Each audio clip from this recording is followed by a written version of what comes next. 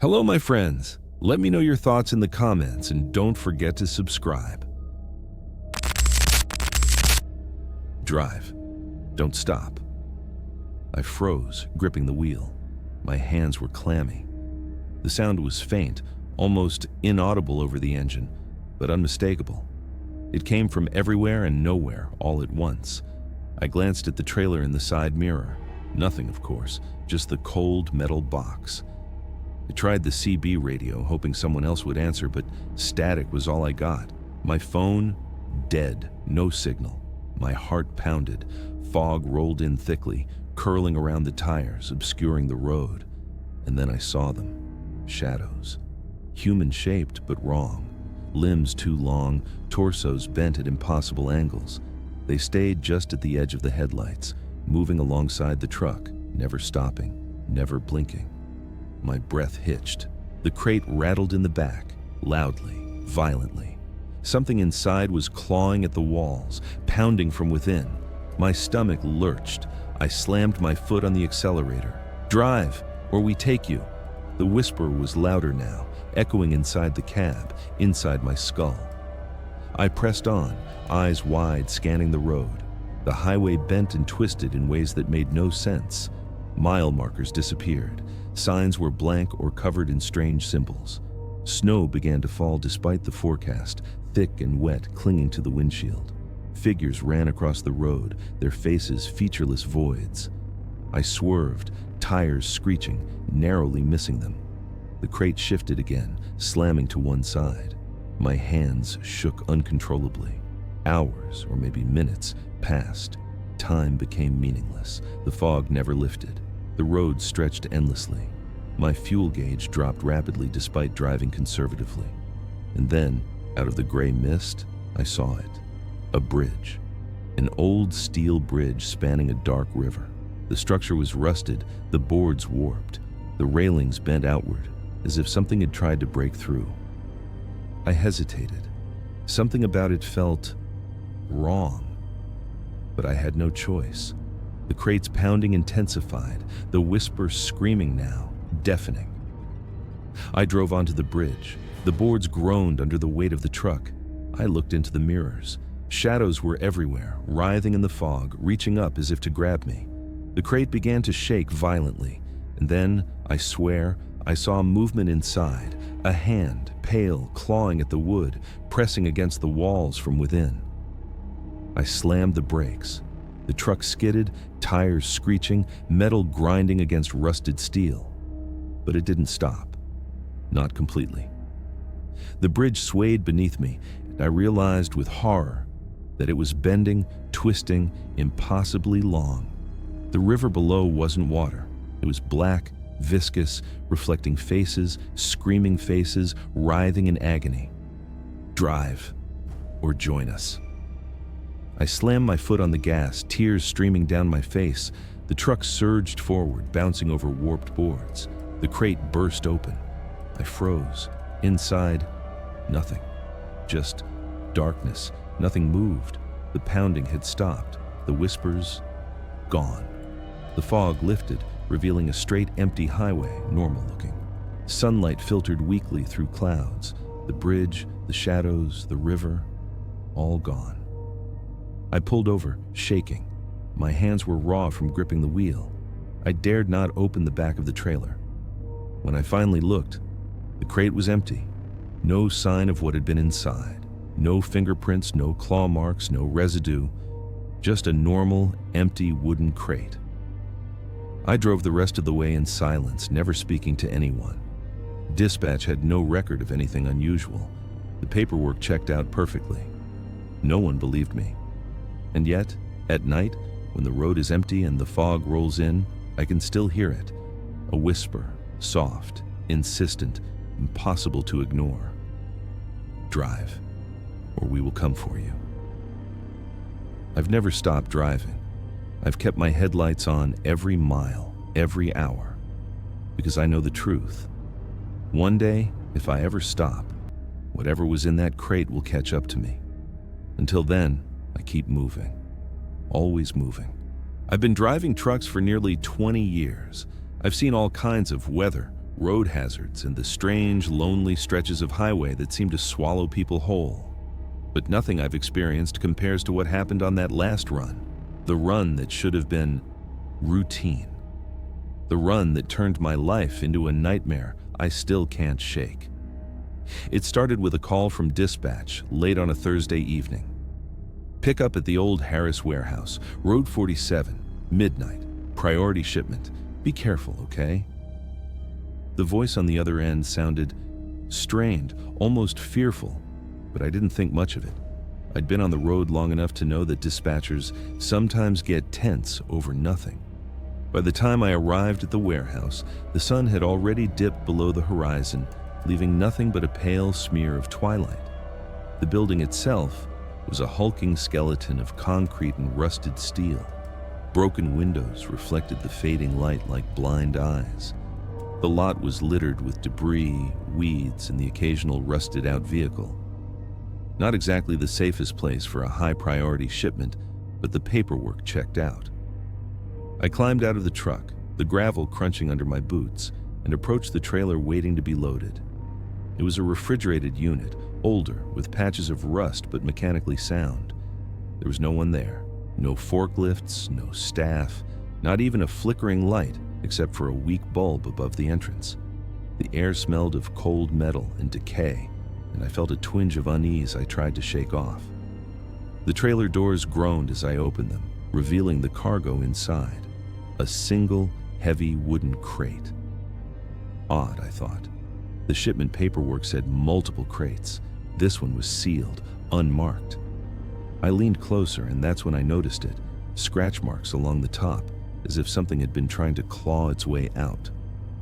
I shook my head. Probably rats. But the scratching didn't stop. My stomach turned as I realized the sound was coming from inside the crate. It was soft at first, almost tentative, like the nails of a small animal against wood, but it grew louder, more insistent, more human. Yeah, right, I muttered to myself. Just your imagination. I loaded the crate onto the trailer, locked the doors, and climbed into the cab. The engine hummed to life, warm air spilling through the vents. I rolled out of the lot trying to shake off the feeling that I was being watched. The highway was empty. Too empty. No other vehicles, no distant lights, no hum of civilization. The GPS glitched as soon as I hit the road, displaying routes that twisted in impossible ways. But I pressed on. Hours of driving were ahead, and I had a deadline. Then the whisper started.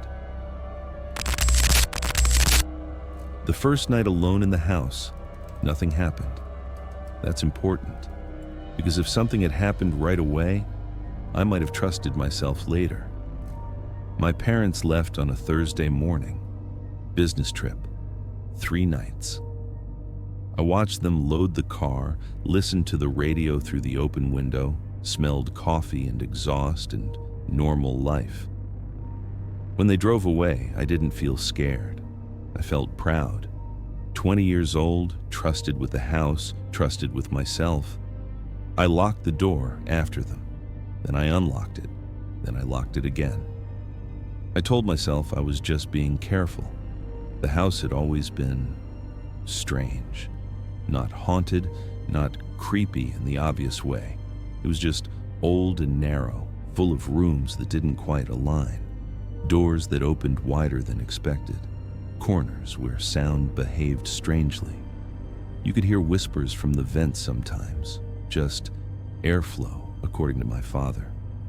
That first night, I cooked dinner, watched TV, went to bed early. Nothing happened. The second night, I started to notice things, small things. The hallway clock was ticking louder than usual.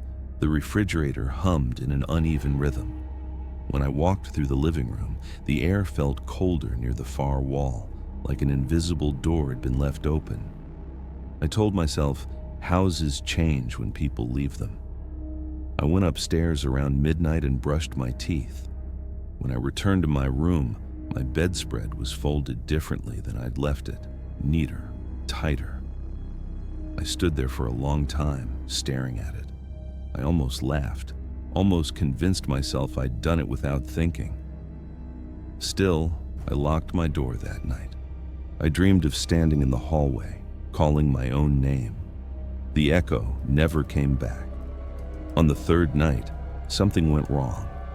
I realized it around 9:30 p.m. while watching TV downstairs.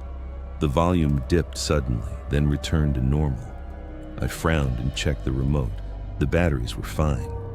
Then the TV volume dropped again and again, each time lower than before.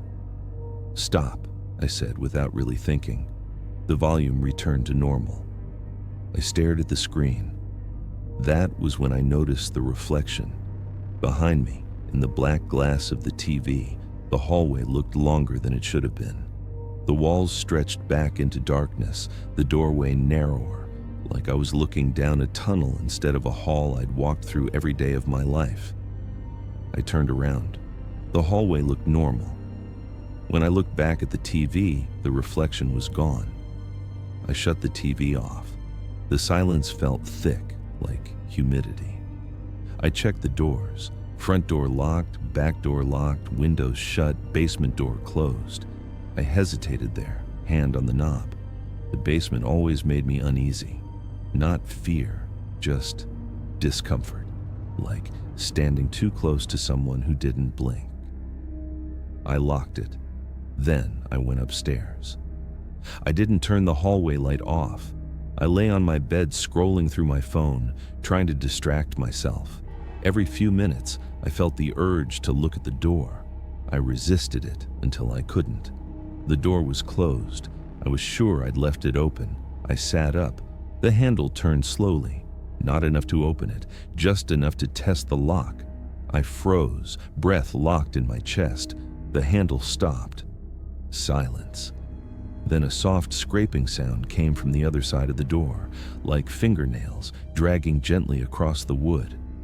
"Who's there?" I whispered. The scraping stopped. A voice answered, not loud, not threatening.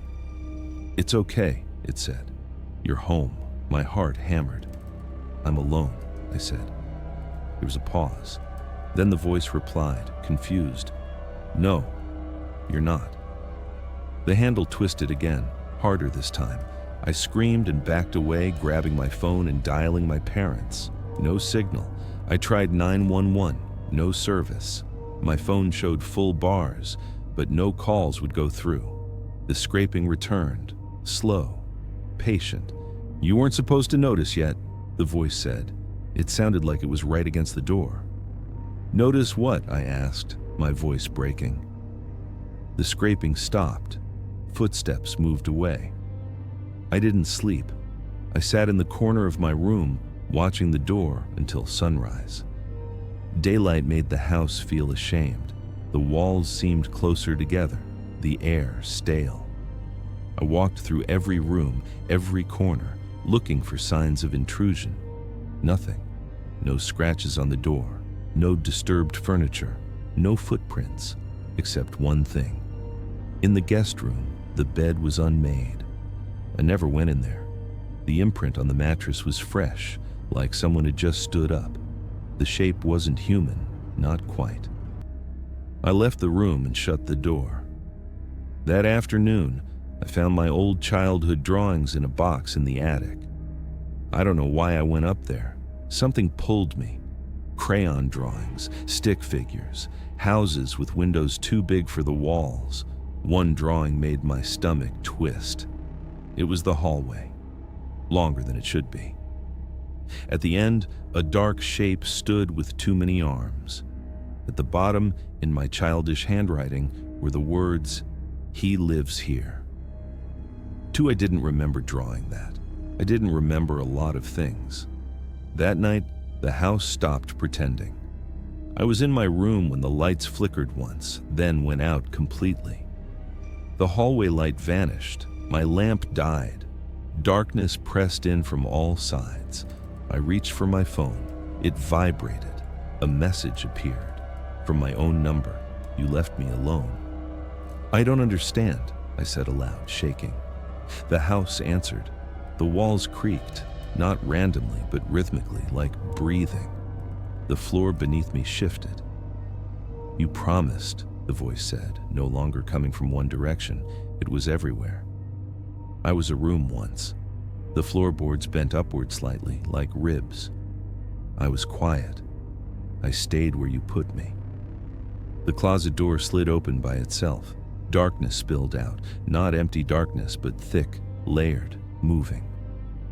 "You talked to me," the voice whispered. "You listened. You imagined me." Something stepped out of the closet. It wore my shape badly, limbs too long, head tilted at the wrong angle. Its face was familiar but unfinished, like a memory that never settled properly. "I kept you company," it said, "when no one else did." I fell backward, crawling toward the wall. "You don't remember," it said softly. "That's okay. I remember enough for both of us." The room stretched. The hallway beyond the door lengthened, pulling away. "You can't leave," it said. "This is where you learn to be alone." It reached out. The house groaned, shifting, rearranging itself around us. "I don't want to be alone anymore," I screamed. When my parents came home, the house was normal. Too normal. They found me asleep on my bedroom floor, dehydrated, shaking, clutching my phone. They said I'd locked myself in. They said the doors hadn't been opened in days. They said the house was fine. But sometimes, when I'm alone now, even in other places, I feel the air change. I hear a familiar voice behind me. "You noticed me once," it whispers, "and houses don't forget." I should have known something was wrong the moment I walked into the old hotel lobby. It was New Year's Eve, and I had decided to spend it alone in a cheap historic hotel downtown. The place had charm, if you could ignore the peeling wallpaper and the faint smell of mildew. Normally, I liked staying somewhere with character, but tonight it felt off. The receptionist was a pale man with sharp features and eyes that seemed to follow me as I moved. He didn't speak much, only gave me a key without looking up. I took the creaking elevator to the 5th floor. Each floor groaned under my weight, and I felt an inexplicable chill crawl up my spine. The room was small, the furniture old and dusty. I set my bag down and cracked open a cheap bottle of champagne I'd brought with me. Outside, the city was alive with fireworks and celebration. The streets sparkled, people shouted, horns blared. But inside, the room was silent, too silent. At first, I tried to distract myself with music. I set a playlist on my phone, but when the first notes played, they sounded distorted, warped, like a record being played underwater. I shook my head. Maybe I was tired, or maybe the old building's wiring was bad. By 11:30 p.m., the unease had grown unbearable. I noticed shadows moving in the corners of the room, but there was nothing there. My reflection in the mirror seemed wrong. My eyes looked darker, hollow even, and for a moment I could have sworn my reflection smirked at me. The first knock came at 11:40, soft, deliberate, a slow, measured tap at the door. I froze. "Who's there?" I called, my voice shaking. No answer, just silence. I told myself it was the wind, maybe the pipes. But when I returned to the mirror, I saw it, something standing behind me, just a shadow at first, growing taller, stretching unnaturally toward the ceiling. I spun around. Nothing. By 11:50, the sense of being watched was suffocating. I wanted to leave, but the key was in the room, and the corridor outside was pitch black. I felt trapped. And then the whispers started. At first, they were soft, almost gentle, curling around my ears like smoke. "Don't leave. Stay. Midnight comes for you." My heartbeat surged. I told myself it was imagination, exhaustion, the old building messing with me. But the whispers didn't stop. They grew louder, angrier, chanting something I didn't understand. Every word pressed against my mind, searing thoughts of fear and regret. I backed into the corner, champagne forgotten. The shadows in the room had multiplied, writhing along the walls, slithering across the floor like living smoke. And then I saw it clearly. A tall figure, impossibly thin, entirely black, its face featureless except for countless eyes blinking and shifting in every direction. It hovered near the door. I tried to scream. Nothing. My mouth moved, but no sound came out. Panic clawed at me. I ran toward the window, hoping to escape, but the glass wouldn't budge. Outside, the fireworks illuminated the city in bursts of red and gold, but they didn't comfort me. Each flash made the shadows grow, stretching further into the room, closer to me. Midnight approached. I could feel it. The figure was patient, deliberate. It didn't move fast, but I could feel its gaze drilling into me, counting me down like a predator. I grabbed the phone, desperate for help. No signal, no messages. The screen went black. The countdown in my head matched the real one. 10, 9, 8. By the time the city's fireworks were booming outside, the figure had crept closer, dragging its impossibly long limbs across the walls, ceiling, and floor. Its eyes reflected the city lights, thousands of tiny burning orbs staring directly at me. 3, 2, 1. The lights flickered, then went out. Total darkness. I could hear the whispers become a scream inside my head, a cacophony of voices, memories, regrets, and fears. My body felt weightless, suspended, as if I was floating in the space between moments. And then, the figure was on me. Its presence wasn't physical. It was everywhere, inside my mind, inside my body, consuming every thought. Time fractured. I saw myself in other years, reliving each New Year's Eve, my mistakes and regrets magnified, looping endlessly. Each reflection, each memory, stared back at me with eyes I didn't recognize. My own eyes, twisted, filled with terror. I tried to struggle, to fight. My hands moved, but they weren't mine. My voice screamed, but it sounded like someone else's, a grotesque imitation of my own. And then, the clock in my mind struck midnight. The city outside continued its celebration, oblivious. But inside, I was trapped.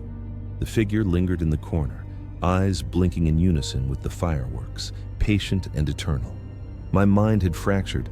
I could hear it whispering, laughing, learning me, marking me. I realized then that I hadn't survived New Year's Eve. I had become part of it.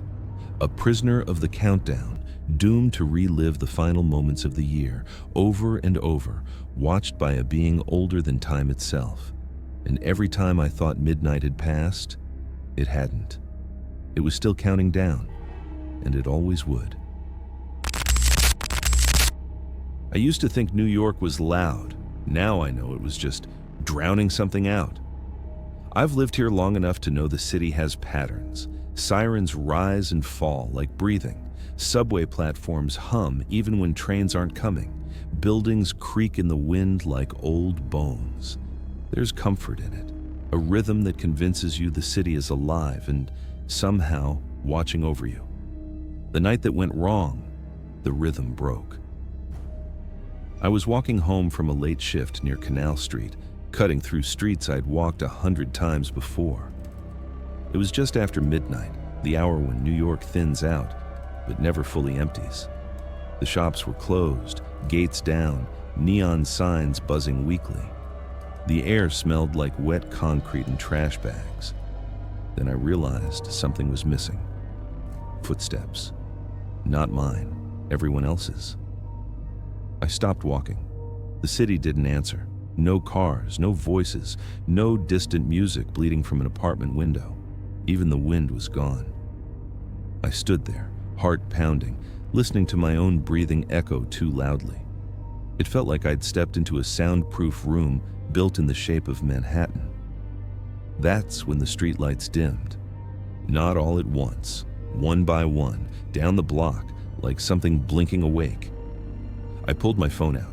No signal, no bars. The time read 12:44 a.m. It stayed that way. I told myself this was a blackout. A weird one, sure, but New York has survived worse. I kept walking, faster now, heading toward the subway entrance at the end of the street. The entrance was gone. Not closed, not blocked. Gone.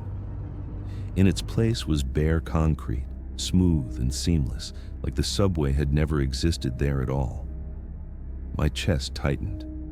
I turned around. The street behind me was longer than it should have been. Much longer. Buildings stretched on and on, repeating the same storefronts, the same graffiti tag, the same flickering sign advertising a pizza place that no longer existed. I started to run. My footsteps finally made sound again, but they didn't echo.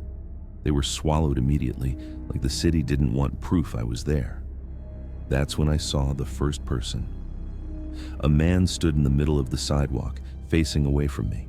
He wore a dark coat, hands in his pockets, posture stiff. I felt a wave of relief so strong it nearly knocked me over. "Hey," I called.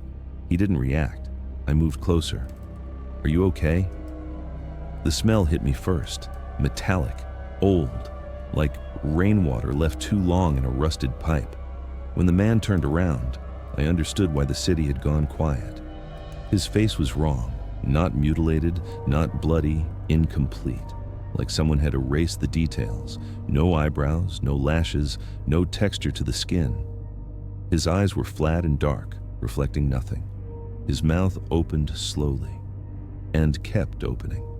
The jaw unhinged with a soft, wet sound, stretching far past what bone should allow. Something inside him shifted, rearranging, like gears slipping. "Return," it said. The voice didn't come from his mouth. It came from the street itself. I screamed and bolted past him.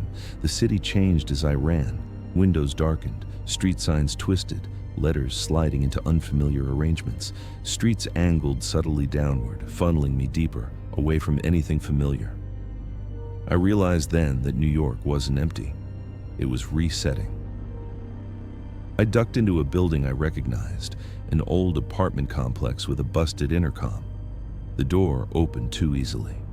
Inside, the lobby lights flickered, casting long shadows that didn't match the objects creating them. The smell followed me in. I climbed the stairs, skipping steps until my lungs burned. On the third floor, I burst into a hallway lined with apartment doors. All of them were open. Inside each apartment, the same thing waited. Furniture arranged neatly, lights on, televisions playing static, and people standing perfectly still in the center of each room, not frozen, waiting. Their eyes followed me as I backed away. One of them spoke. "You're not aligned." Another voice from a different apartment answered. He noticed early. A third voice whispered from behind me. "Early ones are harder to fix."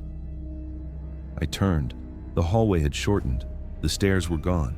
The walls pulsed faintly, like something breathing beneath the paint. That's when I understood. New York wasn't correcting a power failure, it was correcting me. I didn't belong in this version of the city anymore. Somehow, I still don't know how, I'd stepped out of place. Maybe I missed a train that night. Maybe I took the wrong turn. Maybe the city simply miscounted. But I was in error. The lights went out. In the darkness, the city spoke without voices. You were recorded incorrectly. Hands touched me, not grabbing, not restraining, measuring. Fingers pressed into my arms, my spine, my skull, like technicians inspecting faulty equipment. Images flooded my mind. Versions of New York where I never existed. Versions where I died years ago. Versions where I never moved here at all. "You don't match any stable outcome," something said, gently disappointed. I fought. I don't know why, instinct probably, but I shoved, kicked, screamed. I felt myself tear through something soft and elastic, like ripping through fabric. Suddenly, I was outside again. The street was different now, older. The buildings were unfamiliar, architectural styles blending together wrong. Cars sat abandoned, rusted, half sunk into cracked asphalt. The sky was a dull, unmoving gray, and the city was full of people. Thousands of them. They wandered aimlessly, bumping into one another, murmuring half-finished sentences. Their faces flickered, changing slightly every few seconds, like poorly rendered characters in a simulation. A woman grabbed my arm. Her grip was desperate. "You too?" she whispered. "You felt it break?" I nodded. She started to cry. "They said we'd be put back," she sobbed. "They said it was temporary." Above us, something vast shifted.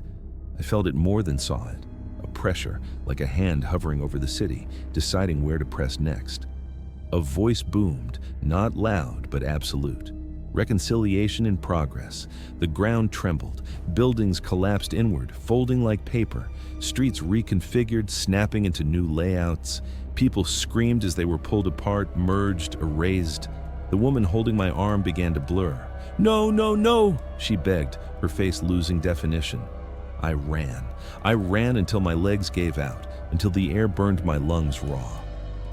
I ducked into a subway tunnel, not an entrance, just a hole torn open in the street. Inside, the darkness felt safer. Wrong, but safer. I'm still here now, somewhere beneath New York. The trains don't run down here, but I hear them sometimes, passing overhead, carrying people who never noticed anything went wrong. Every so often, the city shudders. Each time, fewer of us remain. I don't know how long before it finishes correcting itself, before it notices I'm still here. If you're reading this from New York and something feels slightly off, a street longer than it should be, a familiar place gone without explanation, don't try to understand it. Don't stop walking. Don't look too closely, because the city hates errors, and it always fixes them. I had driven through deserts before, but I had never truly been alone in one until that summer. The job seemed harmless enough. Check a series of old communication towers scattered across a remote section of the Nevada desert, make sure the equipment was intact, record readings, and report back. The company warned me about the heat, the isolation, and the condition of the roads. They didn't warn me about what lived in the desert. I left Las Vegas early in the morning. The highway stretched endlessly behind me, and I knew the first dirt road I'd take would carry me far from anyone else. My truck was packed with supplies, extra water, fuel, food, a GPS device, and a handheld radio. I was confident. The desert is predictable, I told myself. It only punishes the careless. The first day went as expected. Sun blazing, air shimmering with heat waves, miles of empty road. I reached the first tower around noon. The panels were dusty but functional. I noted the readings and drove on. I passed small ridges, dry washes, and rock formations that seemed to stretch on forever. But as the sun fell and shadows lengthened, something felt off. I stopped near a rocky outcrop to set up camp. The air cooled, but the desert felt different at night. I'd spent countless nights camping in the desert before, and I'd always loved the quiet. This night was heavy. The silence pressed against my ears, against my chest. And then I heard it. A faint, deliberate scraping outside my tent. At first, I froze. Perhaps an animal, a coyote or fox, but the sound was methodical, moving around my camp in a circular pattern. My rifle rested nearby, and I gripped it, trying to calm my racing heart. I unzipped the flap slowly. Nothing. Only sand, only rocks, and the faint glow of the stars. When I checked the morning, there were footprints. Slender, elongated, impossibly crooked tracks circling my camp. They led to the ridge and vanished. I felt watched. I felt studied. The next day, I drove on. My GPS blinked erratically. Coordinates led me in impossible loops, back to hills I had just passed. The sun moved strangely, low and bright at times it shouldn't have been. Then I saw them. Figures, tall and thin, standing on distant dunes, their heads tilted unnaturally. They did not move, yet I could feel them observing. When I tried to approach, they disappeared, only to reappear elsewhere. By the third day, I was exhausted. My water supply was dwindling, and I had no signal to call for help. The desert seemed to twist around me. Hills rose where none had existed. Dunes shifted like waves. I saw shadows moving independently of any light source. At one point, I swore I saw my truck parked on top of a dune I hadn't passed before. When I ran to it, it wasn't there. Only sand. I began to hallucinate, or so I told myself. I saw travelers walking the dunes, calling my name. I ran toward them, only for them to dissolve into heat haze. I saw reflections of myself moving in puddles that shouldn't have existed, and the figures grew bolder. They mirrored my gestures, pacing in perfect rhythm with me, tilting their heads at angles I couldn't match. On the fourth night, I found a ruined shack half buried in sand. I approached cautiously, my heart pounding. Inside was a journal, yellowed with age. The entries described someone else's journey through the desert, someone who had disappeared. It spoke of tracks that vanished, shadows that mimicked, a presence that studied and waited. The last page was scrawled in a panic. It does not forget. It learns. I left quickly, realizing that whatever watched me was not human. It was patient. It did not hunt, it observed. It had studied generations of travelers, waiting, learning, practicing. I had become a specimen. By the fifth day, I was near breaking. The sun burned relentlessly. My legs ached. I was dehydrated and paranoid, feeling eyes on me at every dune, every ridge. At a canyon, I hid, exhausted. I watched as the figures emerged at the rim. Some were impossibly tall, some crawled like insects, and one even moved in perfect mimicry of my own gestures. The desert had learned enough to imitate me. I ran blindly, stumbling across dunes and rocks. The desert bent around me, roads twisted into loops, landmarks shifted. Every step I took, the figures adjusted. Time lost meaning. The heat was unrelenting. I could not tell if I was moving forward or simply trapped in an infinite loop. On the sixth night, I collapsed near a dry wash. The figures were everywhere. I could see them pacing, tilting their heads, crawling. They did not chase. They did not attack. They studied, learning every detail of my body, my movements, my fears. I realized then that my survival did not matter. They only needed to know me completely. The seventh day was worse. I wandered endlessly, my mind fraying. The desert itself seemed alive. Dunes rose and fell like breathing waves. Rocks shifted when I wasn't looking. Shadows moved against logic. I had become part of the experiment. Every step, every glance, every breath was observed, cataloged, replicated.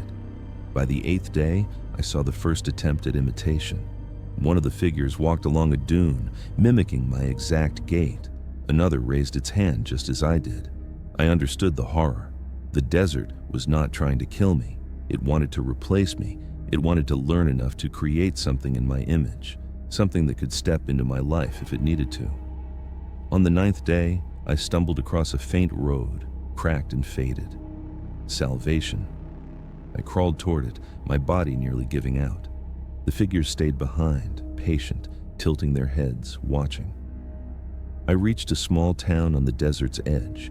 People stared as I collapsed into the diner, shaking, dehydrated, rambling about impossible tracks, shadows, figures mimicking me.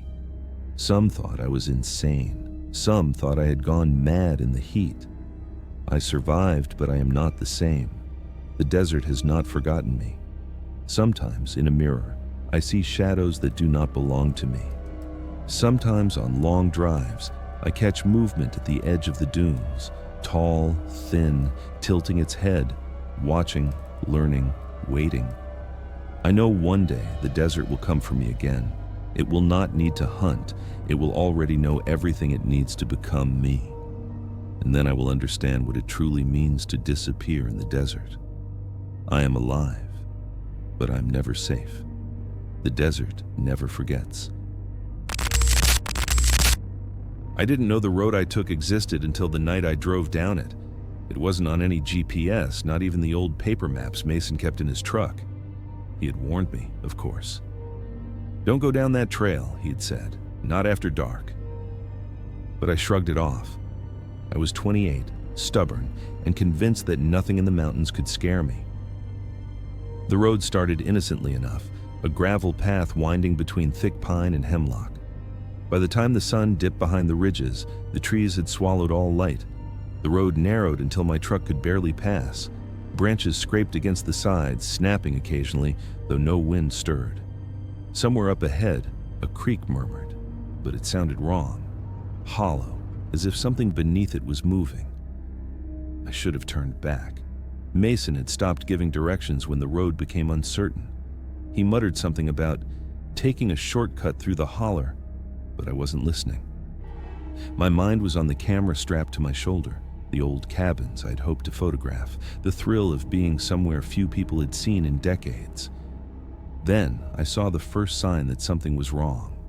A figure standing in the middle of the road. Not a person, not entirely. Tall, thin, shoulders hunched unnaturally, limbs bending in ways that no human body should bend. Its head tilted to the side, long hair hanging like black strings, and it didn't move when I stopped the truck. It only watched. I blinked. It was gone. I cursed and pressed the accelerator, trying to shake the unease that had settled in my chest. That's when I saw the cabin. Half hidden by the trees, a structure that shouldn't have existed. It looked lived in.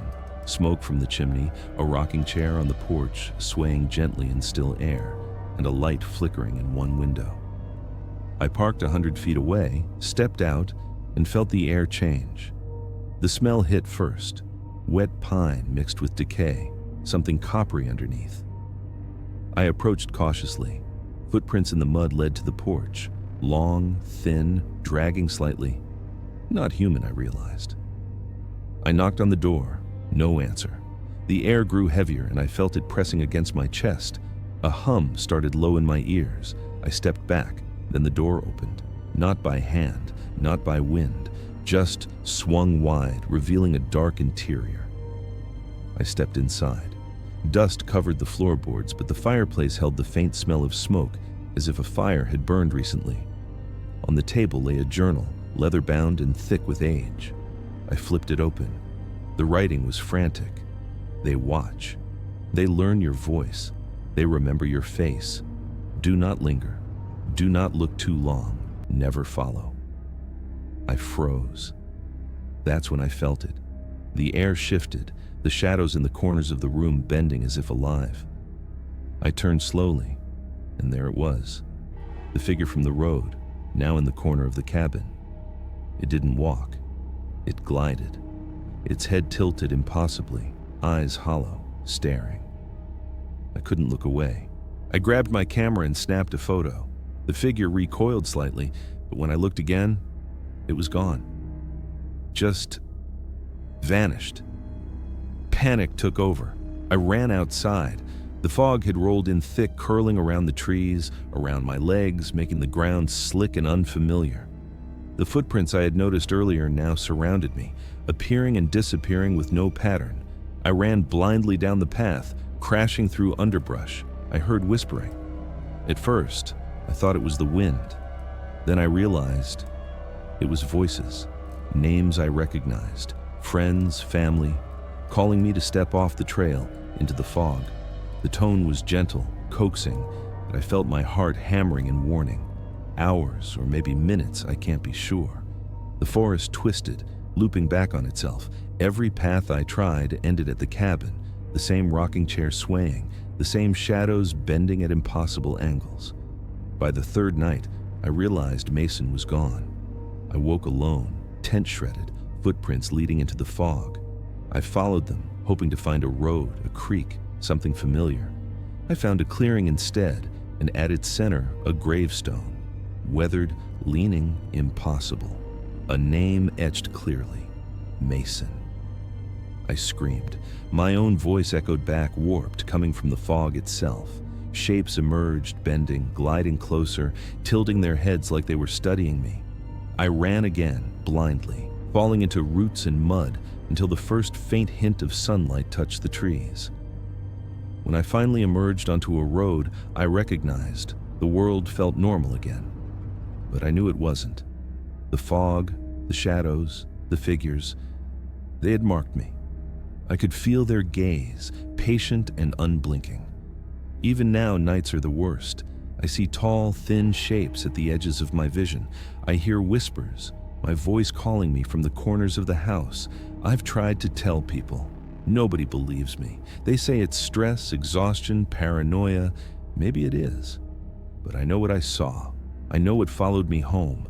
I know one day, if I ever take a wrong turn, I'll vanish into those hollers, into that fog, into the watching shadows, and then, like Mason, I will belong to them. Somewhere in deep Appalachia, they wait, patient, hungry, remembering, and I know they will never forget my face. I didn't plan on being alone in the mountains that December. I thought I was just escaping the city for a quiet winter, a little cabin tucked deep in the White Mountains of New Hampshire. The owners of the place were friends of a friend, an old family property they left me to maintain while they stayed in Boston. They said it was isolated, perfect for getting away from everything. They didn't warn me about what waited in the snow. The first day, the drive up the winding mountain road was beautiful. Snow covered the pines, the peaks in the distance dusted like icing sugar. The cabin itself was rustic, stone fireplace, wooden beams, high ceilings, but something about it felt off. Not unpleasant exactly, but there was a stillness that didn't belong. The kind of stillness that makes you look over your shoulder, even when you know no one is there. I spent the first evening unpacking, stoking the fire, and wandering around the property. Everything seemed normal, too normal. The woods behind the cabin stretched for miles, and the snow muffled every sound, turning the world into a quiet, white tomb. I settled into bed that night, feeling like the only living thing in a frozen wilderness. Around midnight, I woke to a sound I didn't recognize. At first, I thought it was the wind rattling the cabin, but it wasn't outside. It was inside. A soft scratching, like fingernails against wood. My heart thumped as I sat up. The fireplace had died down, leaving the room dim and shadowed. I told myself it was the old cabin settling, but even as I whispered it aloud, I felt eyes on me. The next morning, I found footprints outside the cabin. Long, thin, and uneven, they led from the edge of the forest directly to the porch, stopping short as if whatever had made them had vanished. They weren't human, at least not entirely. The spacing was wrong, the toes too long, the heels too narrow. I photographed them, but deep down I knew no one had walked here. The snow was undisturbed otherwise, no tracks leading away. That night, I stayed awake near the fireplace, glancing out the windows. At one point, I thought I saw a movement, a shadow, too tall to be a person, too thin to be an animal, swaying at the tree line. When I blinked, it was gone. My mind raced with explanations, exhaustion, isolation, stress. But I didn't sleep well. I never felt alone like this before. Over the next few days, the lodge began to feel strange in other ways. Objects moved. My coffee cup would be on the floor. A notebook would open with pages turned. At first, I blamed myself, dropping things, forgetting where I put them. But the feeling persisted that something else was there, unseen, observing. I stopped leaving my bedroom at night unless necessary.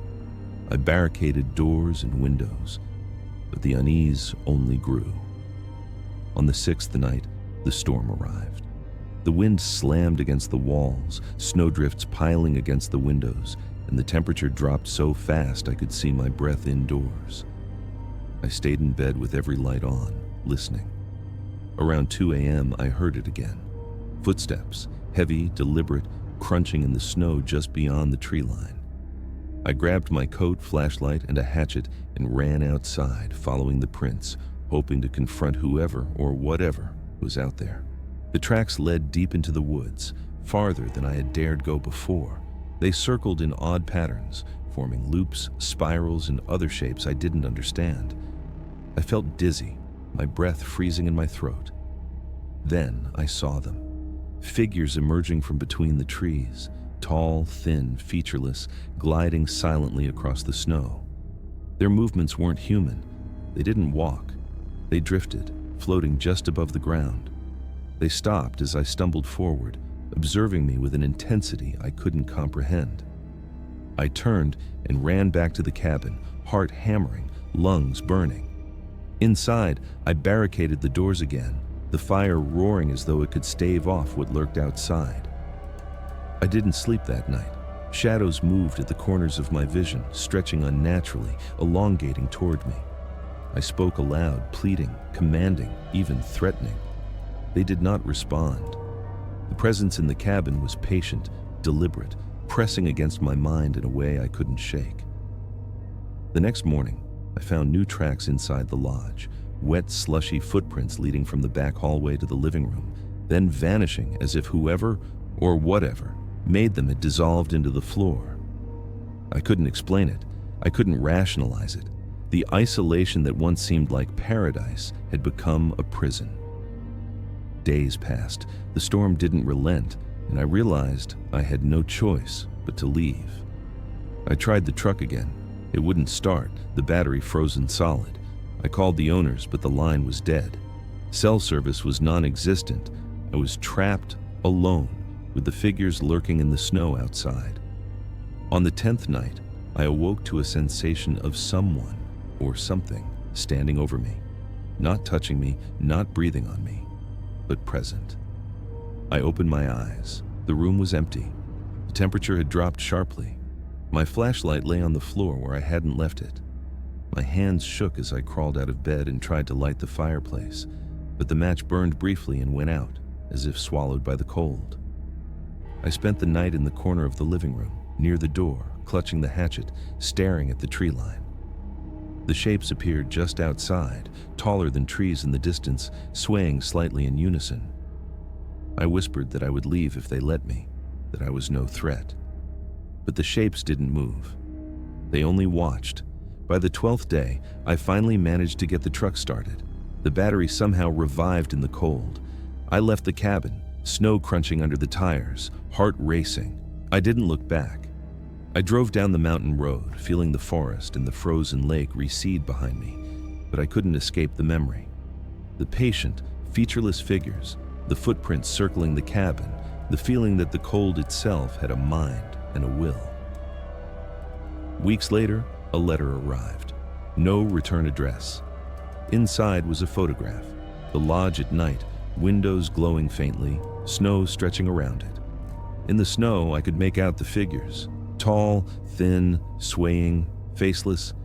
At the bottom, written in jagged black ink, were the words, "We never left."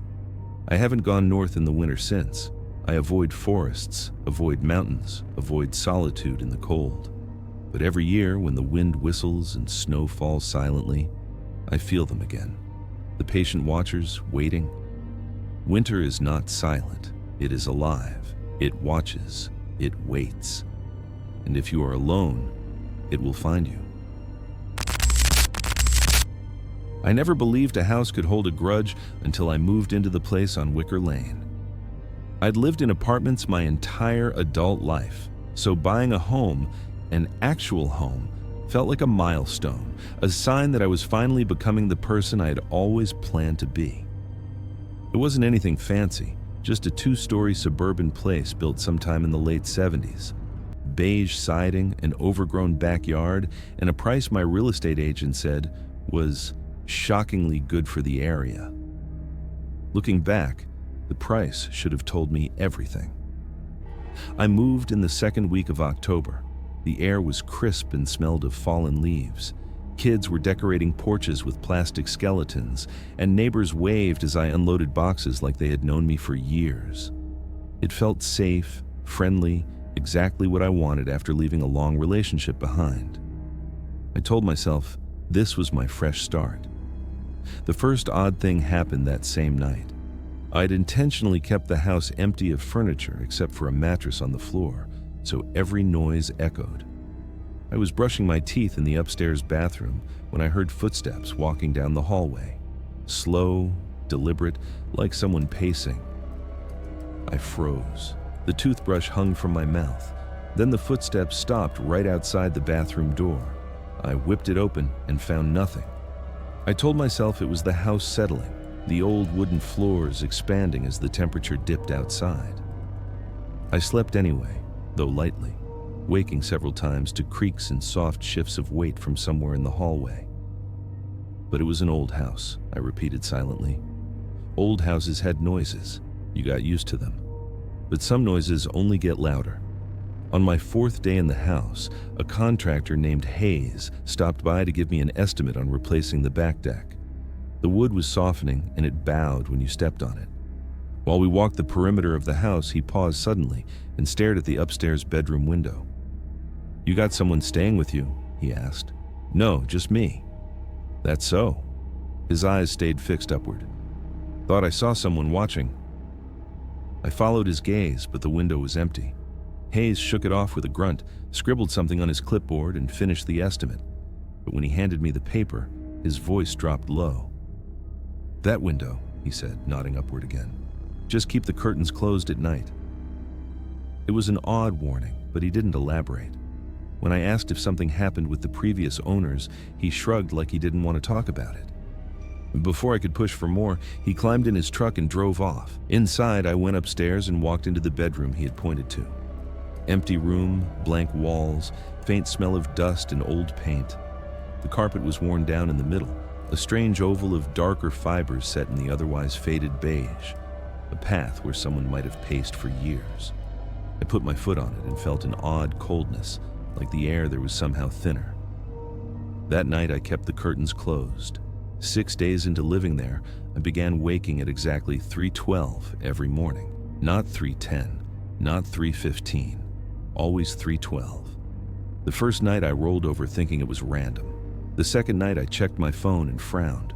By the fourth, I was unsettled. It wasn't the time that woke me, it was the sensation. Someone was watching me. I'd lie there on the mattress, afraid to move, feeling it, heavy, suffocating, like someone was standing beside my bed, leaning down, close to my face. I never opened my eyes during those moments. Something deep inside me whispered that I didn't want to see what was there. After a week, I told myself to stop being ridiculous. I was stressed, tired, adjusting to a new place, so I decided to force the issue.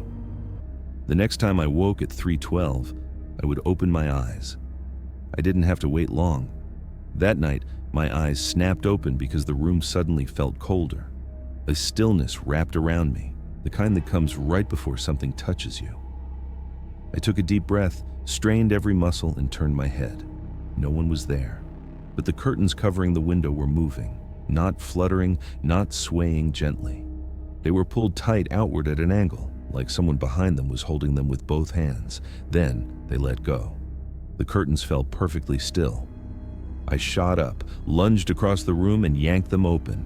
Nothing stood on the other side but the moonlit backyard, the old deck, the silent night. I slammed the curtains shut so hard the rod bent on one side. The next morning, I decided to call the previous owner. I had her number from the closing documents. Her name was Claudia, and she answered on the second ring. When I told her who I was, she went silent. "Did something happen in this house?" I asked. Another beat of silence, then she whispered, "You should have been told." "Told what? Did the agent mention my husband?" "No." "Why?" She inhaled shakily. "He died in the house, but it wasn't natural causes." I gripped the phone tighter. "What happened?" "He fell," she said, "down the stairs, broke his neck." Something about her voice felt off. "You don't sound convinced that's what happened." "Because when I found him," she said, "he was at the top of the stairs, not the bottom. His head was against the wall, hard, like he'd been pushed." A cold ripple traveled down my spine. "We moved a month later," she added. "I couldn't stay another night." "Do you think he's still here?" "I think he never left that bedroom," she whispered. The line went dead. That afternoon, I took a long look at every room in the house, trying to convince myself that trauma leaves emotional residue, not literal ghosts. People who go through tragic events feel their homes change because they themselves change. That's all it was. But the house didn't let me hold that belief for long. Around the 10th day, I came home to find all the lights on. Not just the living room light I'd forgotten to switch off earlier, but every light in the house, hallway, bathrooms, closets, even the attic. The attic freaked me out the most. I hadn't even opened it since moving in. The string light inside dangled from the ceiling hatch, swaying slightly. As though someone had just pulled it, I stood beneath the hatch, staring up. Dust sprinkled down as though disturbed. That's when I heard it, a low exhale from directly behind me. I spun around. The hallway was empty, but the air felt heavy again, charged, like static pressure before a thunderstorm. I backed away slowly until my shoulders touched the wall. "I don't want any trouble," I whispered, not sure why I thought speaking aloud would help. The house answered with a soft creak from the living room. That night I slept in my car. The next morning, embarrassment hit me hard. I was a grown adult sleeping in my car because my new house made noises. I made coffee, took a shower, and forced myself to go back inside like it was any normal day. But the house felt wrong. You know how a room feels after someone angry storms out of it? That dense, agitated silence? The whole place felt like that. My real estate agent, a cheerful guy named Andrew, called later to check in. I almost didn't tell him, but something in me needed someone else to hear it. "Do you know anything weird about this house?" I asked. He hesitated long enough to answer me. "What do you mean?" "Strange noises, lights turning on, footsteps." He laughed softly. "It's an old house. They all do that." I pushed harder. "What about the previous owner's husband?" Silence. "You knew," I said. He sighed. "Look, officially I'm only required to disclose a death in the house if it was a homicide. And you're telling me it wasn't?" "They ruled it an accident," he said quickly. "But you don't believe that." He cleared his throat. "Let's just say the wife wasn't the only one who felt uncomfortable there." "Uncomfortable how?" "You're not the first buyer to complain about strange activity." That sentence made my skin crawl. "What happened to the others?" "A few backed out. One family lived there for 6 months before selling at a loss." "Why?" He hesitated again, then lowered his voice. "The husband changed. The wife said he would stand in the upstairs hallway at night and just stare at their bedroom door for hours. He didn't remember doing it." "And you didn't think to tell me any of this?" "You wanted a fast closing. At that price, people don't ask questions." I ended the call without thanking him. That night, something shifted in the house, something deliberate. The activity wasn't random anymore, it was targeted. When I walked past the stairs, every light downstairs blinked out at the same time. The house went completely dark except for the faint streetlight seeping through the blinds. My heart hammered in my chest. Then I heard the footsteps again, slow, heavy, coming from the top of the staircase. I stood frozen. The footsteps descended one stair at a time, boards groaning under invisible weight. I took a small step backward. The footsteps stopped, then continued faster. I bolted for the front door. My hand hit the lock. It wouldn't turn. I yanked it, twisted it, slammed my shoulder into the door. The footsteps were only seconds from reaching the bottom now. I could feel the weight of whatever was moving, angry, purposeful. Finally, the lock snapped open. I surged outside and didn't stop running until I hit the sidewalk. I turned back toward the house just in time to see the curtains of the upstairs bedroom part slightly, like someone was peeking through them. I didn't go back inside that night. I called my brother and begged him to stay with me the next day while I packed the essentials. I didn't tell him everything, only that the house freaked me out. He laughed at first, but agreed to come. When he arrived, the house seemed calm, as if nothing had ever happened. Sunlight filled the rooms, no cold spots, no footprints on the stairs, no lights behaving strangely. I started to feel foolish. Maybe I'd imagined the worst of it. Stress could do that. Moving could do that. Being alone could do that. But the house had been waiting.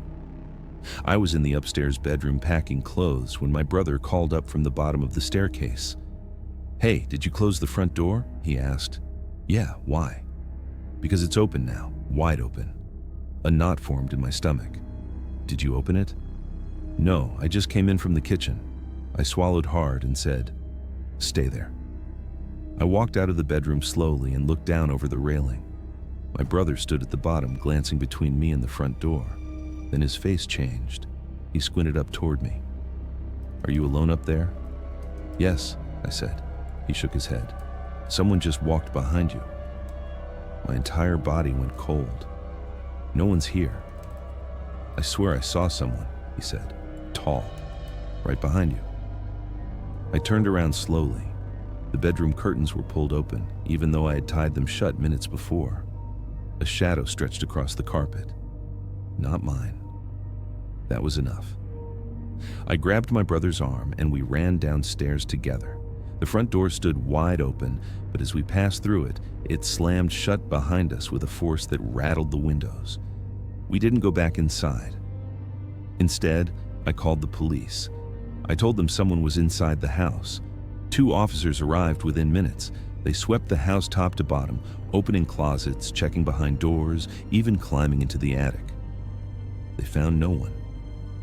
But when the older officer came down from the attic ladder, he paused, biting his lip like he didn't want to say what he was thinking. Finally, he spoke. "You ever feel watched in here?" A shiver ran down my back. "Yes." He nodded slowly. "Figured. When I was up there, felt like someone was standing right behind me." The younger officer elbowed him lightly. "Come on, man. Don't start with that." "I'm serious," the older one said, eyes still fixed on me. "If you're planning on staying, I'd rethink it." I didn't need convincing. I moved out that same evening. I didn't even take everything, just what fit in my car. My brother helped load it up and I left the rest behind. But the story doesn't end there. 3 months after moving out, I got a call from my old real estate agent. He said the house had sold again. A young couple this time. He said they seemed thrilled with it. He said they moved in on a Monday. By Friday, they had already contacted him. The wife complained of waking up at exactly 3:12 every morning. The husband said he kept seeing someone standing at the top of the stairs. They wanted to know if anything had happened in the house before they bought it. Andrew asked me what he should tell them. I didn't answer right away. I pictured the house sitting quietly on Wicker Lane, curtains drawn, waiting for its new owners to settle in, waiting for night to fall, waiting for the heavy footsteps to begin their slow, familiar climb. Finally, I said, "Tell them whatever you didn't tell me." There was a long pause on his end. Then he whispered, "They won't believe it either." Maybe that's the real horror of the house on Wicker Lane. It never needed anyone to believe in it. It just needed someone to live there. And sooner or later, someone always does. I never liked going back to my hometown for the holidays, but that particular Christmas left a scar on me that hasn't healed, even after all these years. I tell myself I'm over it, that memory fades and fear dissolves with time. But that's a lie. What happened over those 3 nights in rural Maine still feels close, too close. Close enough that I sleep with the hall light on and haven't spent another Christmas outside of a crowded city. Back then, my mom had begged me to visit. I'd been living in Boston, working long shifts, and I knew she was lonely. My dad had died 2 years earlier, and she insisted Christmas wasn't the same without family. So, like a guilt-ridden son, I packed up, ignored the approaching snowstorm, and drove north. Her house sat deep in the woods, not a cabin, but a 2-story place with aging siding and holiday decorations she refused to replace, even though half the bulbs on the porch lights didn't work. When I pulled up on December 23rd, the sky was already dark, and the driveway was buried under fresh snow.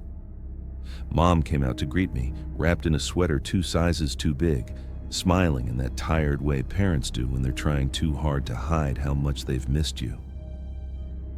We spent that night talking, drinking tea, sharing stories I'd already heard 100 times. The storm picked up, tapping snow against the windows, but nothing felt strange yet. Nothing felt wrong. That came later. It started with the neighbor. There used to be an old man living next door, Mr. Grayson, a widower who kept to himself but always put out elaborate Christmas decorations. I remembered his house glowing with lights when I was a kid, animatronic reindeer, even a fake Santa that waved when you walked past. But when I looked out Mom's window that night, the house was dark, empty. It looked abandoned. "Did something happen to Mr. Grayson?" I asked. Mom's expression shifted, tight, uneasy. "He passed last December," she said quietly, "right before Christmas." I felt a gut-deep sadness.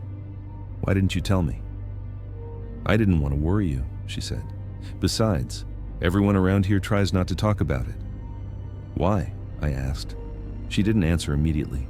Instead, she got up, walked to the window, and closed the curtains. "There were strange things that happened the week he died," she said, still looking away from me. "Things no one could explain." I waited for her to continue, but instead, she forced a smile and changed the subject. I should have pressed. I should have asked, but I didn't. Not then. That night, I slept in my old room upstairs, the one with the creaky floorboards and peeling posters from when I was a teenager. The snowstorm raged outside, pelting the windows with sheets of white, and I fell asleep to the familiar groaning of the house settling. I woke up around 3 a.m. to something else entirely. Footsteps. Slow, careful footsteps in the hallway outside my door. I froze under the blankets, listening. They were too heavy to be my mom's, too slow, too deliberate. I waited, holding my breath. The footsteps stopped right in front of my door. I stared at the crack beneath it, half expecting to see a shadow. Nothing moved. But whoever, or whatever was standing there, didn't leave right away. I felt the pressure of their presence, the way the air seemed to thicken and grow cold. After a few minutes, the footsteps started again, moving away, down the hall, creaking the old boards as they descended the stairs. I tried to convince myself it was the house shifting because of the storm, but that lie dissolved when I heard the soft, rhythmic clicking against the tile downstairs, like something tapping a hard object against the floor. Tap, tap, tap. Then silence. I barely slept after that. In the morning, I asked my mom if she'd been walking around. She shook her head. "I slept like a rock," she said. "Didn't hear a thing." When I mentioned the tapping, her face drained of color so fast it made my stomach twist. She opened her mouth to speak, but then the phone rang, and whatever she was about to say slipped away with the interruption. The day passed quietly. Too quietly. The storm cleared, but the world outside looked muted and unreal under the heavy blanket of snow. I helped her cook, cleaned the living room, pretended everything was normal. But every time I glanced at the window, I felt like someone was watching the house from the tree line. That night, Christmas Eve, is when everything truly started unraveling. I was heading upstairs to sleep when I noticed something odd on the staircase, a faint trail of wet spots leading down the steps. I touched one with my fingertip. Cold, like melted snow. But Mom hadn't left the house all day, and I sure hadn't. When I followed the trail down, it led to the front door. A door that was locked and covered in handprints, not big ones, small ones, child-sized, dozens of them pressed into the thin layer of frost. I called for Mom. She came into the hall, saw the door, and gasped. "No," she whispered. "Not again." "Not again?" I repeated. "Mom, what the hell's going on?" She hesitated, her eyes glistening with fear. "It happened last year," she said softly, "right before Mr. Grayson died." Before I could question her further, before I could demand she explain, something hit the outside of the house, a dull, heavy thump from one of the walls, then another, like someone was circling the house, slamming their fists or something harder against the siding. We stood frozen, listening as the thuds moved slowly from one side of the house to the other. I grabbed the fireplace poker, gripping it like a lifeline. When the pounding stopped, the house fell so quiet I could hear my heartbeat. Mom whispered, "He used to say something was trying to get inside." I swallowed. "Who did?" "Mr. Grayson," she said. "He said he heard tapping and footsteps. He saw the handprints too. He said a child kept knocking on his door at night asking to come in. She shuddered. He thought it was just his mind slipping. But now it was happening to us. I didn't sleep at all that night. I sat in the living room with the fireplace poker, watching the windows, listening to the wind. Mom eventually dozed off on the couch, but I stayed awake, staring at the front door. Around 2 a.m., the tapping returned. Not loud, soft, tentative, like fingers lightly brushing the wood. Tap, tap, tap. I stood, feet heavy, heart pounding. The tapping grew more deliberate, more insistent. Mom woke up, trembling. We stared at the door together, too afraid to look through the peephole. Then we heard a voice, a small, childlike voice. "Let me in, I'm cold." Goosebumps erupted across my arms. Mom clutched my wrist. "Don't answer." The voice came again, a little louder. "Please, let me in." The air in the house seemed to freeze solid. I couldn't move, couldn't breathe. Then something slid underneath the door, a strip of torn paper. Hands shaking, I picked it up. It was a photograph, a picture of my mom and me from earlier that evening, standing in the kitchen, smiling, taken from outside the window. My stomach dropped. We stayed awake until dawn, lights on, refusing to approach the door again. On Christmas morning, the world outside was silent, too silent. We checked the porch from the inside. Nothing. No footprints, no signs of anyone ever being there. But when I finally looked through the peephole, my blood ran cold. In the distance, near the edge of the woods, stood a small figure, a child, its skin pale as snow, its head tilted at an unnatural angle, watching the house. Then it raised its arm and beckoned. Just once. I stumbled backward from the door. Mom demanded we leave immediately. We grabbed our things without even packing them properly and fled in my car. I didn't look back. I couldn't. When we reached town, we went straight to the police station. They sent a patrol car to check on the area. They found nothing. No footprints, no signs of intrusion, no child. But they found something else. On the front porch, right in front of the door, someone had carved a single sentence into the wood. "Next time, open the door." We moved Mom out of that house within a week. I never set foot on that property again. And every Christmas since, no matter where I am, no matter how crowded the city is, I still hear faint tapping late at night. Soft, rhythmic, patient. Like someone is waiting for me to open the door I kept shut, waiting for me to let them in. Your support helps the channel grow. Thanks for watching.